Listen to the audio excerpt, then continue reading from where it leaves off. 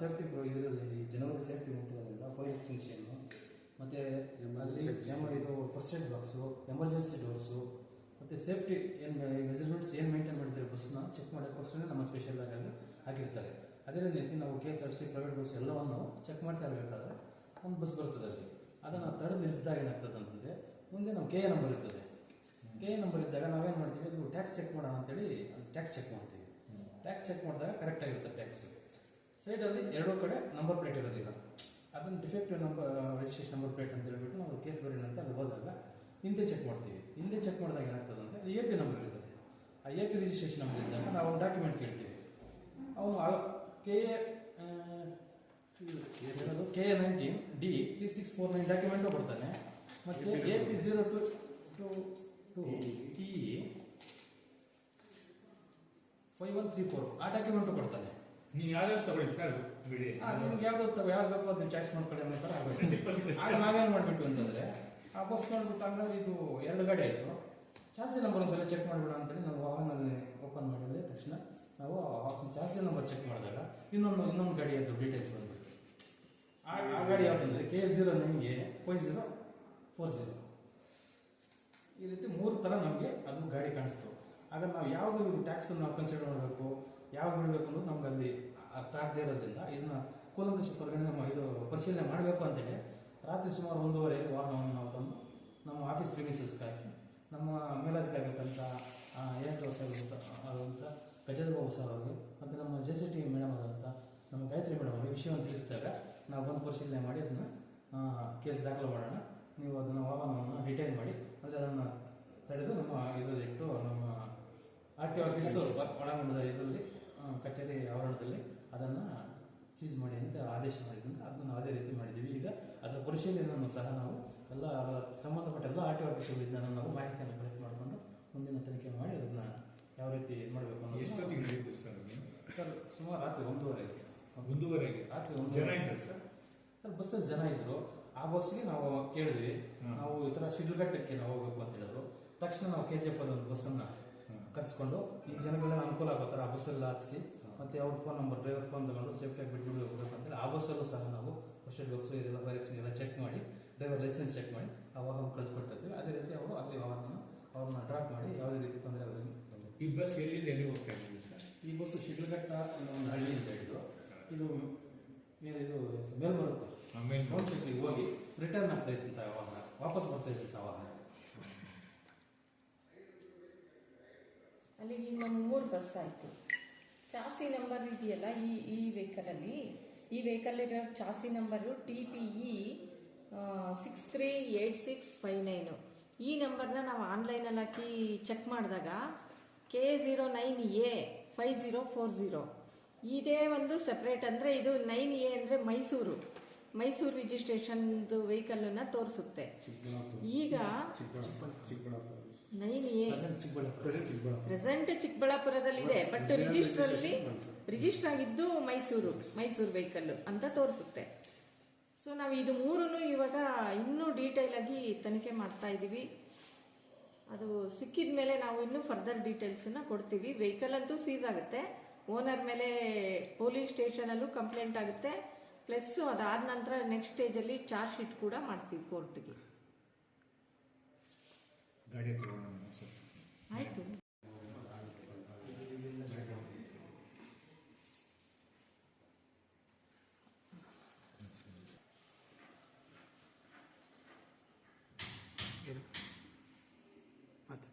ನೀವು ಅಲ್ಲಿ ಬರ್ತೀರಲ್ಲ ಮೇಡಮ್? ಬಸ್ ಹತ್ರನಾ? ಬರ್ತೀನಿ. ಅಲ್ಲೇ ಬೈಟ್ ಅಲ್ಲೇ ತಗೊಂಡು ವೆಹಿಕಲ್ ನಂಬರ್ದು ವೆಹಿಕಲ್ ಅಲ್ಲಿ AP02 TE5134 ಅಂತ ಇದೆ. ಅದ್ರದ್ದು ಅವರು ಓನರು ಪರ್ಮಿಟ್ ಕೊಡ್ತಾರೆ. ಇಲ್ಲಿ ತಗೊಳ್ಳಿ,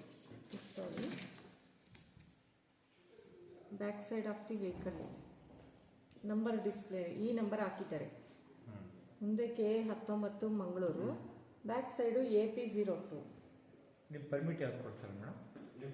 ಪರ್ಮಿಟು ಆಂಧ್ರ ಪ್ರದೇಶ ಹಿಂದೂಪುರ ಆಫೀಸಲ್ಲಿ ಪರ್ಮಿಟ್ ತಗೊಂಡಿದ್ದಾರೆ. ಅಲ್ಲಿ ಕಾಂಟ್ರಾಕ್ಟ್ ಕ್ಯಾರೇಜ್ ಅಂತಲೂ ಇದೆ, ಅದಕ್ಕೆ ಅವರು ಸ್ಪೆಷಲ್ ಪರ್ಮಿಟ್ ತಗೊಂಡಿರ್ತಾರೆ ಅಂತ ತೋರಿಸಿದ್ದಾರೆ. ಪ್ಲಸ್ಸು ಟೆಂಪ್ರರಿ ಪರ್ಮಿಟ್ ಇದೆ ಅಂತಲೂ ಹೇಳ್ತಾರೆ. ಆ ರೂಟು ಅದೆಲ್ಲ ನಮಗೆ ನೋಡಿದಾಗ 2 ಸಿಕ್ಕುತ್ತೆ. ಇಷ್ಟು ರೂಟು ಸಿಕ್ಕುತ್ತೆ ಓಡಾಡೋದಕ್ಕೆ ಅವ್ರಿಗೆ, ಅಂದರೆ ಟೂರಿಸ್ಟ್ ಥರ ಓಡಾಡೋದಕ್ಕೆ ಅಂತ ಮಾಡ್ಕೊಂಡಿದ್ದಾರೆ. ಅಲ್ಲಿ ಸಿಕ್ಕಿದ್ದು ಆನ್ಲೈನಲ್ಲಿ ನಮಗೆ. ಬಟ್ ಇಲ್ಲಿ ಅವರು ನಮ್ಮ ಬಸ್ನವರು ಡ್ರೈವರ್ ಹತ್ರ ಇದು ಕೊಟ್ಟಿದ್ದಾರೆ. ಇದರಲ್ಲಿ ಕೆಲವು ಪ್ಲೇಸ್ಗಳು ಇಲ್ಲೇನು ಕೊಡ್ತಾರಲ್ಲ ಅಲ್ಲಿ ಸ್ವಲ್ಪ ಇದೆ, ಜಾಸ್ತಿ ಇದೆ. ಇಲ್ಲಿ ತೋರಿಸಿರೋದ್ರಲ್ಲಿ ಅರ್ಧ ಇದೆ. ಕೆಲವು ಊರುಗಳಿದೆ, ಕೆಲವು ಪ್ಲೇಸ್ಗಳು ಇಲ್ಲ. ಕರ್ನಾಟಕ ಒಂದು ಇಲ್ಲ ಮೇಡಮ್? ಕರ್ನಾಟಕ ಇಲ್ಲ, ಒಂದು ಇಲ್ಲ. ಮಧುರೈ ಇದೆ, ಅದೇ ಎಲ್ಲ ತಮಿಳ್ನಾಡು ಆಂಧ್ರ ಇರಬೇಕು. ಕೇರಳ, ತಮಿಳ್ನಾಡು. ಆಂಧ್ರ ತಮಿಳ್ನಾಡು ಇದೆ ಮೇಡಮ್. ರಾಜಮಂಡ್ರಿ, ನೆಲ್ಲೂರು, ಚಿತ್ತೂರು, ಶ್ರೀರಂಗಂ, ಅಹೋಬಳ, ಶ್ರೀಶೈಲ, ನಂದವರಂ ಭಾಳ ಇದೆ. ಇದರಲ್ಲಿ ಬಂದು ಇದರಲ್ಲಿ ತೋರಿಸೋದ್ರಲ್ಲಿ ಅಷ್ಟೇ. ಭವಾನಿ, ಪಳನಿ, ಗುರುವಾಯೂರು, ಕಾಲಡಿ, ಎರುಮುಳಿ, ನೇಮಕಲ್, ತಿರುವನಂತಪುರಂ, ಪಂಡಾಲಂ, ಕನ್ಯಾಕುಮಾರಿ, ತಿರುಚೆಂದೂರು, ರಾಮೇಶ್ವರಂ, ಮಧುರೈ, ಶ್ರೀರಂಗಂ, ಸಂಯಂಪುರಂ, ಮೇಲಮರುತ್ತೂರ್, ಮಹಾಬಲೇಶ್ವರಂ, ಚೆನ್ನೈ, ತಿರುವಣ್ಣಾಮಲೈ, ಬ್ಯಾಕ್, ಹಿಂದೂಪುರಂ, ಶಿಲಮತ್ತೂರ್, ಈ ಥರ ತೋರಿಸ್ತಾರೆ. ಅಂದರೆ ಡ್ರೈವರ್ ಹತ್ರ ಸಿಕ್ಕಿರೋದು ಈ ಪರ್ಮಿಟ್ಟು ನಮ್ಮ ಹತ್ರ ಕೊಟ್ಟಿರೋದವರು ಚೆಕ್ ಮಾಡಿದಾಗ. ಇದು ನಾವು ತೆಗ್ದಿರೋದು ಇದರಲ್ಲಿ ಆನ್ಲೈನಲ್ಲಿ.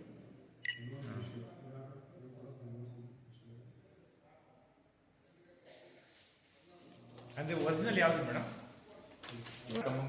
ಕರ್ನಾಟಕ ಇದೆ ಅಲ್ವಾ,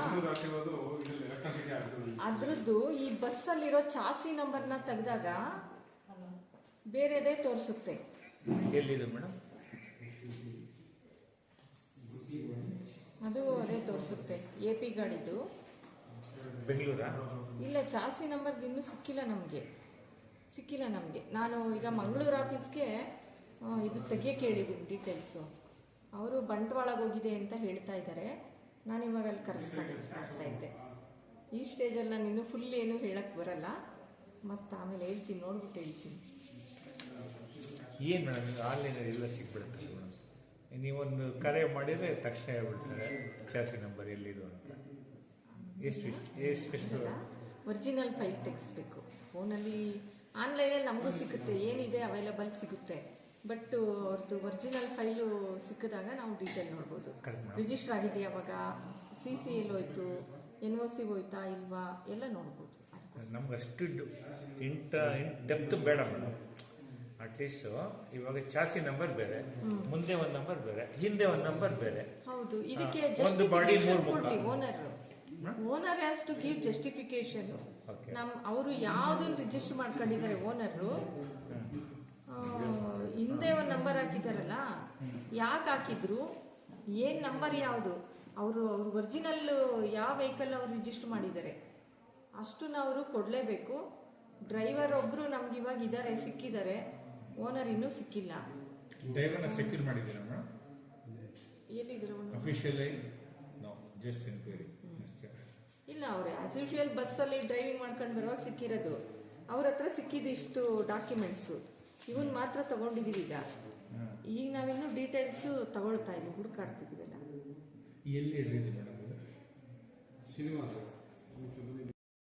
ಫೋನ್ ನಂಬರ್ ಬಂದ್ಬಿಟ್ಟು ನಾವು ಬಸ್ ಅಂತ ಸೀಸ್ ಮಾಡಿದಾಗ ಓನರ್ ಈ ಬಸ್ ಮೇಲೆ ಡಿಸ್ಪ್ಲೇ ಮಾಡ್ತಾರೆ ಏನಂತ, YGS tours and travels, proprietor ಬಂದು YG Somu, phone number RTC bus stand opposite Bhagyanagar. Bhagyanagar ಅಂದರೆ ನಮ್ಮದು ಬಾಗೇಪಲ್ಲಿ ಅಂತ ನಾವೇನು ಹೇಳ್ತೀವಿ ಅದು.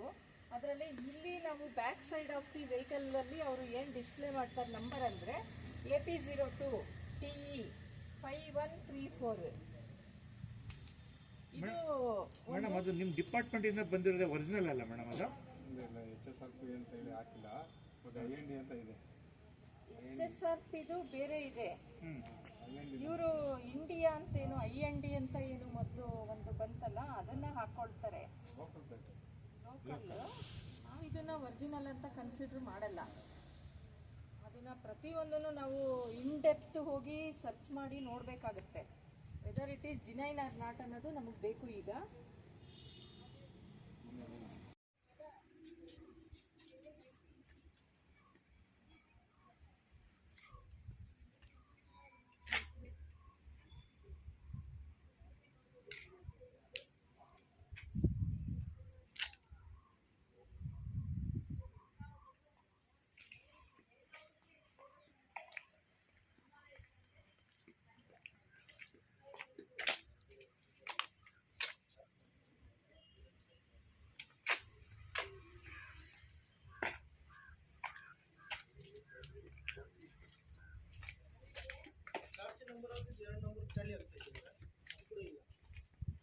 A19B ಏನಿದೆ, 19 ಅಂದ್ರೆ ಮಂಗಳೂರು, ಅದು ಬ್ಯಾಕ್ ಸೈಡ್ ಇರೋದು ಆಂಧ್ರ ಪ್ರದೇಶ್ AP ಗಾಡಿ.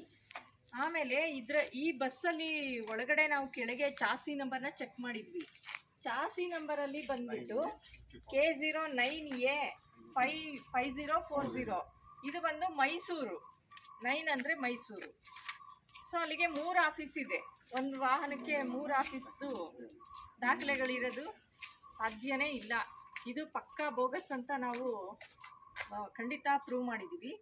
ಇದನ್ನು ಫರ್ದರ್ ನಾವು ಇನ್ನೂ ಇನ್ವೆಸ್ಟಿಗೇಷನ್ ಡೀಟೇಲ್ಸ್ ಎಲ್ಲ ತೊಗೊಳ್ತೀವಿ, ಡಾಕ್ಯುಮೆಂಟ್ಸ್ ಎಲ್ಲ ತೊಗೊಂಡಾದ ನಂತರ ನಾವು ಇನ್ನೂ ಮುಂದಿನ ಒಂದು ಪರಿಶೀಲನೆ ನಂತರ ವಿವರಗಳನ್ನು ನಾವು ಕೊಡಲಿಕ್ಕೆ ಇಷ್ಟಪಡ್ತೀವಿ.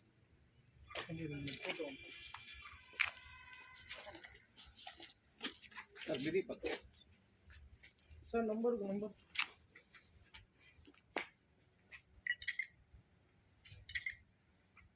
ಮುಂದೆ ಅದನ್ನು ಕೇರಳ ರಿಜಿಸ್ಟ್ರೇಷನ್ ಇದೆ KL ಅಂತ, ಅದು ಇದನ್ನು ಸಂಬಂಧಿಸಿದೆ.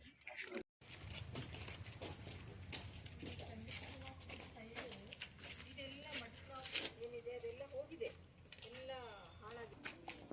K19B 3649. ಈಗ ನೀವು ಇದು ಕೂಡ IND ಅಂತ ಹಾಕಿದ್ರು, ಬಟ್ ನೀವೇ ನೋಡ್ಬೋದು ಬ್ಯಾಕ್ ಸೈಡು AP ಇದೆ, ಇಲ್ಲಿ ಕರ್ನಾಟಕ ನಂಬರು ಇದೆ. ಸೊ ಎಲ್ಲದೂ ನೋಡಿ ಮೇಲ್ನೋಟಕ್ಕೆ ಇದು ಬೋಗಸ್ ಅನ್ನೋದು ಅನುಮಾನ ಇಲ್ದಂಗೆ ಕಂಡು ಬರ್ತಾ ಇದೆ. ಸೊ ಇದ್ರದ್ದು ಒಳಗಡೆ ಇಂಜಿನ್ ಚಾಸಿ ನಂಬರ್ ಚೆಕ್ ಮಾಡಿದಾಗ ಅದು ಬೇರೆ ನಂಬರ್ ಶೋ ಆಗ್ತಾ ಇದೆ. A09A5040 ಅಲ್ಲಿಗೆ ಚಾರ್ಜಿ ನಂಬರ್ ಅದು 2 ನಂಬರ್ ಟಾಲಿ ಆಗ್ತದೆ. A19D ಏನಿದೆ, 19 ಅಂದರೆ ಮಂಗಳೂರು, ಅದು ಬ್ಯಾಕ್ ಸೈಡ್ ಇರೋದು ಆಂಧ್ರ ಪ್ರದೇಶ್ AP ಗಾಡಿ. ಆಮೇಲೆ ಈ ಬಸ್ಸಲ್ಲಿ ಒಳಗಡೆ ನಾವು ಕೆಳಗೆ ಚಾಸಿ ನಂಬರ್ನ ಚೆಕ್ ಮಾಡಿದ್ವಿ. ಚಾಸಿ ನಂಬರಲ್ಲಿ ಬಂದ್ಬಿಟ್ಟು K09A5040 ಇದು ಬಂದು ಮೈಸೂರು. 9 ಅಂದರೆ ಮೈಸೂರು. ಸೊ ಅಲ್ಲಿಗೆ 3 ಆಫೀಸ್ ಇದೆ. ಒಂದು ವಾಹನಕ್ಕೆ 3 ಆಫೀಸ್ದು ದಾಖಲೆಗಳಿರೋದು ಸಾಧ್ಯನೇ ಇಲ್ಲ. ಇದು ಪಕ್ಕಾ ಬೋಗಸ್ ಅಂತ ನಾವು ಖಂಡಿತ ಪ್ರೂವ್ ಮಾಡಿದ್ದೀವಿ. ಇದನ್ನು ಫರ್ದರ್ ನಾವು ಇನ್ನೂ ಇನ್ವೆಸ್ಟಿಗೇಷನ್ ಡೀಟೇಲ್ಸ್ ಎಲ್ಲ ತೊಗೊಳ್ತೀವಿ, ಡಾಕ್ಯುಮೆಂಟ್ಸ್ ಎಲ್ಲ ತೊಗೊಂಡಾದ ನಂತರ ನಾವು ಇನ್ನೂ ಮುಂದಿನ ಒಂದು ಪರಿಶೀಲನೆ ನಂತರ ವಿವರಗಳನ್ನು ನಾವು ಕೊಡಲಿಕ್ಕೆ ಇಷ್ಟಪಡ್ತೀವಿ.